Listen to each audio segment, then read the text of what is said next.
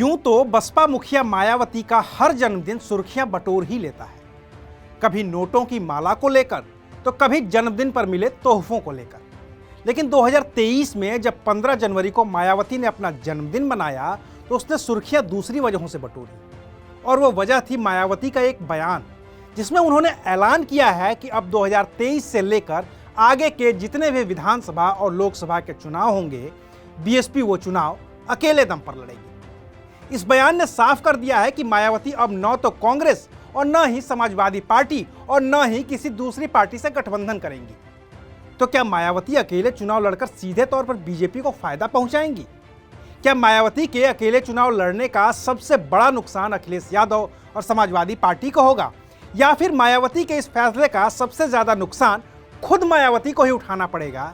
आज बात इसी मुद्दे पर। नमस्कार, मैं हूं अविनाश और आप देख रहे हैं अनकट।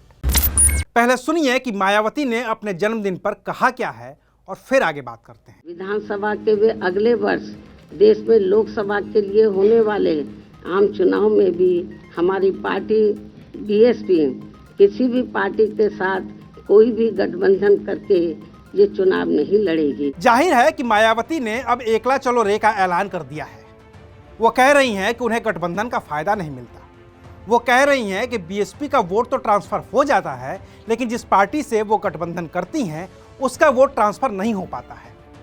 अब भले ही मायावती की जो लंबी राजनीतिक समझ रही है और उनका जो गठबंधन का तजुर्बा रहा है उसके आधार पर मायावती ये बयान दे रही हैं, लेकिन आंकड़े तो कुछ और ही कहानी कहते हैं। आंकड़े बताते हैं कि हर चुनावी गठबंधन में मायावती को फायदा ही फायदा हुआ है। मायावती की पार्टी बीएसपी ने पहला चुनावी गठबंधन किया था साल 1993 में। तब उत्तर प्रदेश में बाबरी मस्जिद गिर चुकी थी, कल्याण सिंह को मुख्यमंत्री पद से इस्तीफा देना पड़ा था और नए सिरे से विधानसभा के चुनाव हुए थे। उस चुनाव में सपा और बसपा ने मिलकर चुनाव लड़ा था। सपा ने कुल 256 सीटों पर चुनाव लड़ा और 109 पर जीत दर्ज की। बसपा ने 164 सीटों पर चुनाव लड़ा और कुल 67 सीटों पर जीत दर्ज की। तो क्या मायावती को गठबंधन का फायदा नहीं मिला?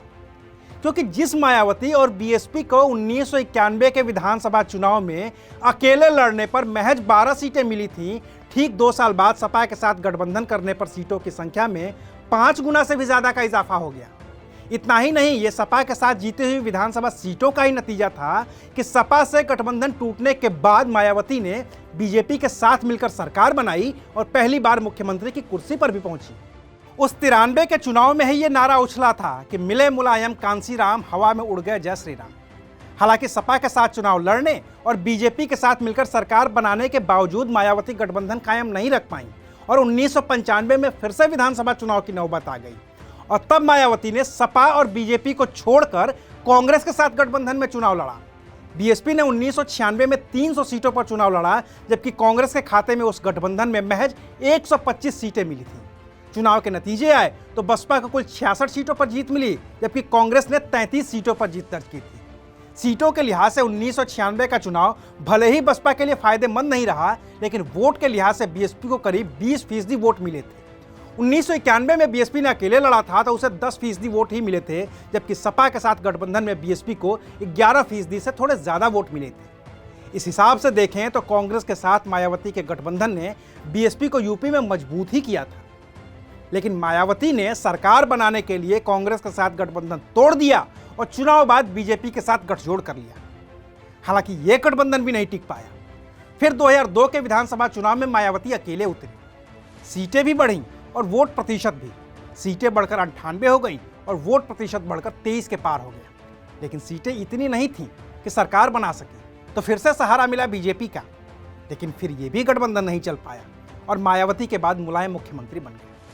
लेकिन 2007 ऐसा चुनाव था जब मायावती ने अकेले दम पर चुनाव लड़ा तो इतनी सीटें जीत ली कि अकेले दम पर मुख्यमंत्री बन गई।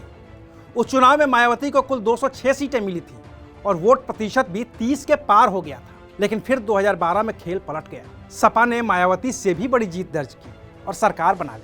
अखिलेश यादव मुख्यमंत्री बने। मायावती महज 80 सीटों पर सिमट गई। वोट प्रतिशत भी 26 से कम पर आ गया और तब से मायावती का ग्राफ लगातार गिरता ही जा रहा है। 2014 के लोकसभा चुनाव में मायावती का खाता भी नहीं खुला। 2017 के विधानसभा चुनाव में सीटों की संख्या 19 पर सिमट गई।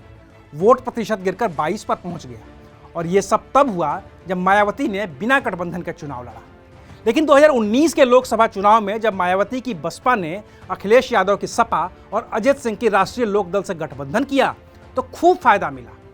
2014 में 0 सीटें जीतने वाली मायावती को 2019 में गठबंधन के सहारे 10 लोकसभा की सीटें मिली, जबकि सपा महज 5 पर सिमट गई और रालोद के तो मुखिया अजित सिंह और उनके बेटे जयंत तक चुनाव हार गए। फिर आया 2022 का विधानसभा चुनाव और फिर मायावती ने अकेले वो चुनाव लड़ने का फैसला किया।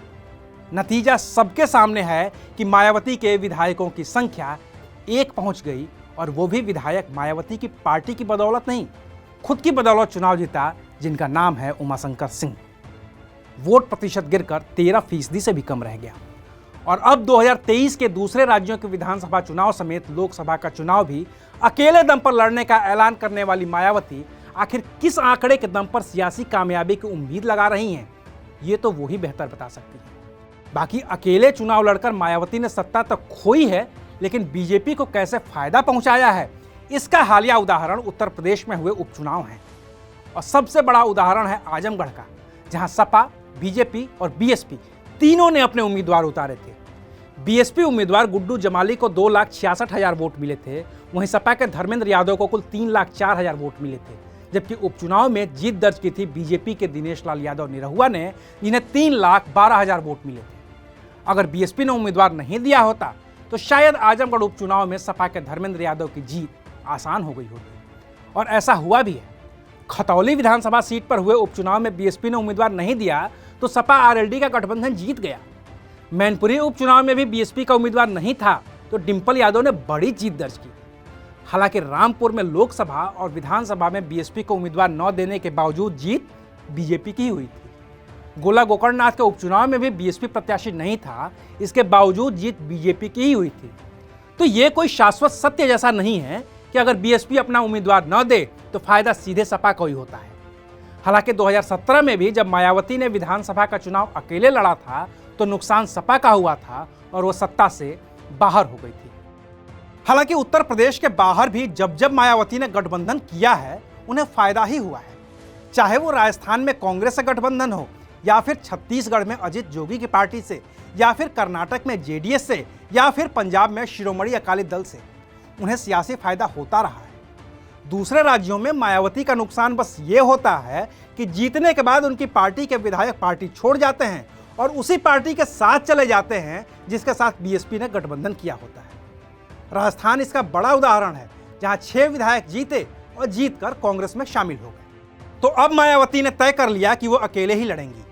हासिल क्या होगा, आंकड़े इसकी गवाही दे रहे हैं, लेकिन इसका सबसे बड़ा नुकसान सपा के अलावा किसी और का हो रहा है तो वो है कांग्रेस, देश की सबसे बड़ी विपक्षी पार्टी, जिसने 2024 के लिए विपक्षी एकता की कोशिश शुरू की है और भारत जोड़ो यात्रा इसकी एक कड़ी है।